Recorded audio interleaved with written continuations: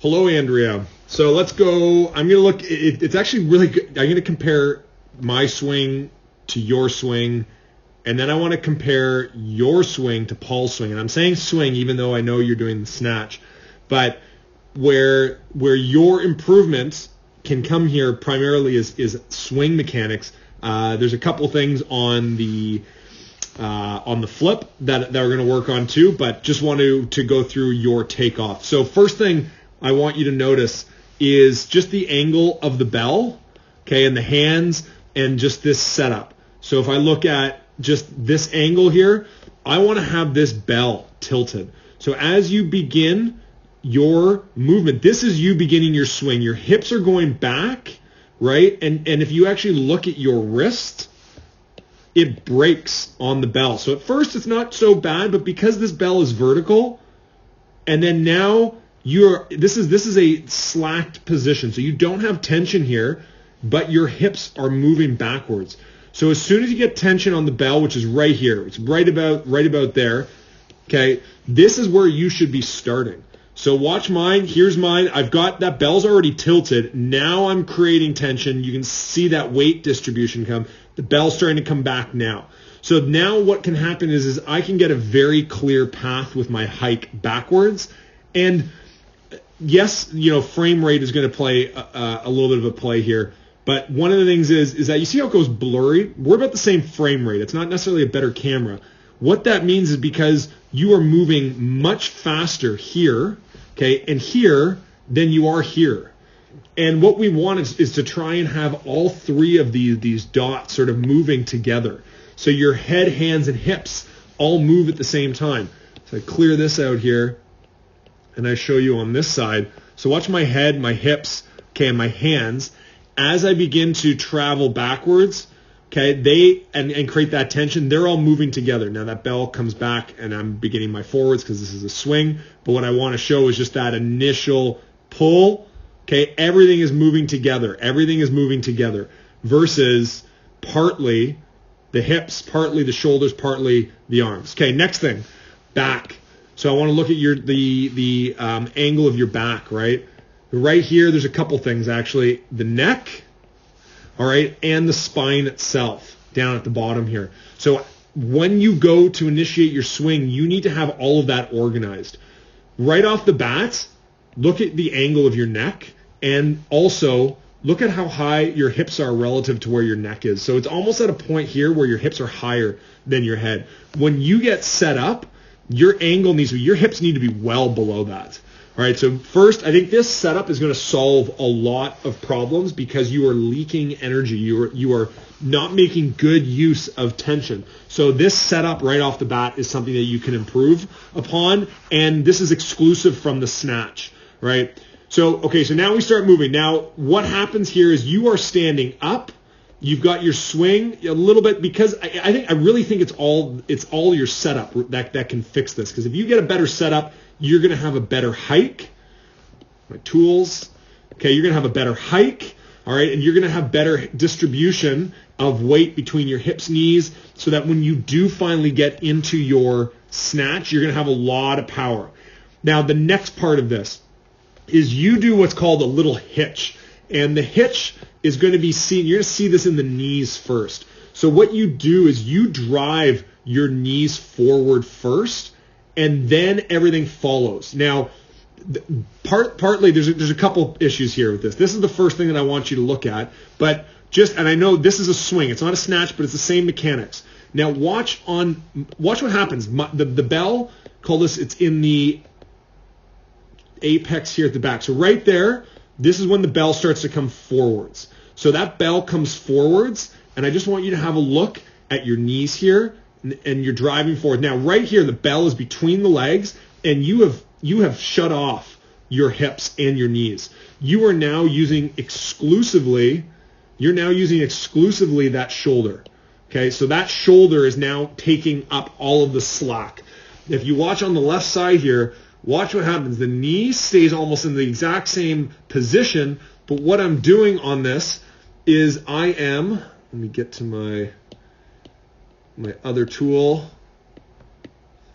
my angle.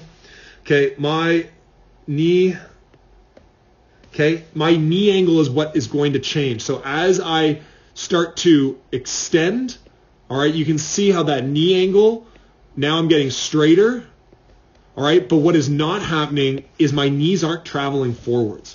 So let's just rewind that again. So watch my knees. They snap. They are snapping. Okay, so come back in that swing. They are snapping. If you watch yours, your knees are traveling forwards. This means that you are not using power from your hips. Okay, so this leads into the next part. When that bell comes forwards, okay, I just want you to pay attention to, let's see where get my terminal knee and hip extension. So in this position here, I'm now in a straight line, right? Like I have finished my extension. This now means that the float has begun. So at this point, even though it's a swing, it's not a snatch, I've already created all my power. So now what's going to happen is this upward travel in the bell is just float. Like I could let go. I could take my hands off of here, and you can actually see I sort of readjust my grip. But I'm floating there. You are still holding on to this bell. Okay, you're holding on to this bell, and let me get back to that terminal knee extension here at the top, and really that snap. Look where the bell is when I'm extended. Look where the bell is when you are extended. Okay, so this is moving into problem 3, but I want to just first address this point. So your swing and my swing and your snatch should be the same at this point as far as hip extension, okay, and where that bell position is going to be, right? Very different position. And this is because you are not driving with the hips, and we come back to you you're driving your knees forward first as opposed to your hips forwards and your knees going back, right? So now watch on mine. You will see that my hips, okay, are driving forwards and my knees are actually going back, right? That is that extension that you need, right? That extension that you need is the hips driving forward, knees coming back, not knees forwards. And then your hips aren't even extending, right? They're just staying there. So even before we get into any part of the snatch, we're 7.5 minutes in here. I'm going to eclipse Paul's 10-minute record here. But your swing you need to improve that swing. And I want your homework, and the same thing with Paul, I want you to record 10 swings. It can be single arm, double arm, doesn't matter. 10 swings from the side on each side, because we need to address this position before you can move even into a clean. If this has now become a habit, it's going to be really tough to break this habit. It's still possible, but you don't want to add complexity, i.e. snatching, cleaning, until you clean up that swing.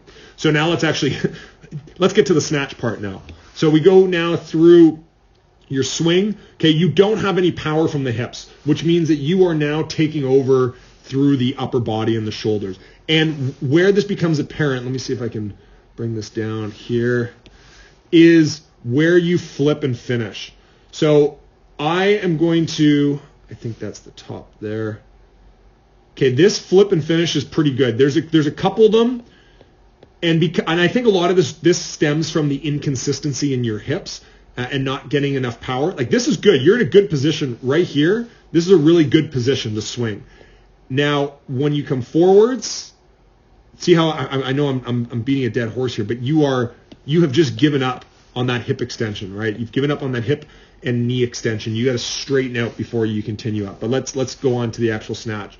So the flip, okay, I think you can get a little bit more of a high pull. And again, I think this is still going to stem from your swing. I mean, you've got good, the timing, your landing's pretty good here. It's inconsistent on some, but as you flip up, I think you can pull back just a little bit more, right? Like, I think you can still pull back a little bit more.